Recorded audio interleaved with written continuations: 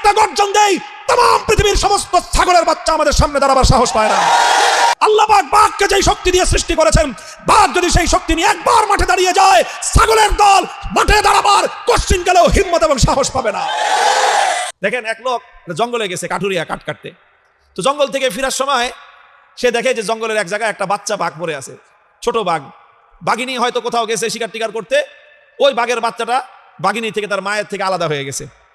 এখন কাঠুরিয়া বাঘের বাচ্চা পাইছে, ছোট বাচ্চা, শখ করে এটাকে কোলে করে বাড়িতে নিয়ে আসছে। এখন বাঘের বাচ্চা তো বাড়িতে আনছে, কিন্তু বাঘের বাচ্চাকে খাওয়াবে কি, পালবে কেমনে? এখন চিন্তা করতেছে যে বাঘের বাচ্চাকে পালা যায় কেমনে। এটা ছোট বাচ্চা মায়ের সাথে থাকে, মায়ের দুধ খায়। এখন হঠাৎ তার মাথায় একটা বুদ্ধি আসলো যে আমার কাছে তো এই বাঘের বাচ্চার মা নাই, কিন্তু আমার ঘরে তো ছাগলের বাচ্চার মা আছে। কি আছে? কারণ ছাগল বিয়েছে, ছাগল আছে 2-3টা বাচ্চা। তো চিন্তা করলো দেখি তো এই বাঘের বাচ্চারে নিয়ে ছাগলের দুধ খায় কিনা। তো সে বাঘের বাচ্চাটার মুখ নিয়ে ছাগলের ওলানের মধ্যে লাগাই দিছে। তো ওলানে লাগাইতেই ওর মুখের মধ্যে ছাগলের ওলান থেকে দুধ আসছে। এখন বাঘের বাচ্চা তো দুধ খাওয়া শুরু করছে। ওর হলো পেটে ক্ষুধা, খাওয়ান দরকার। এটা কি বাঘের দুধ না ছাগলের দুধ, এটা জানার দরকার আছে, কি বলেন? তো ছাগলের দুধ খাওয়া শুরু করছে। ছাগলের দুধ খেয়ে মোটামুটি ভালোই।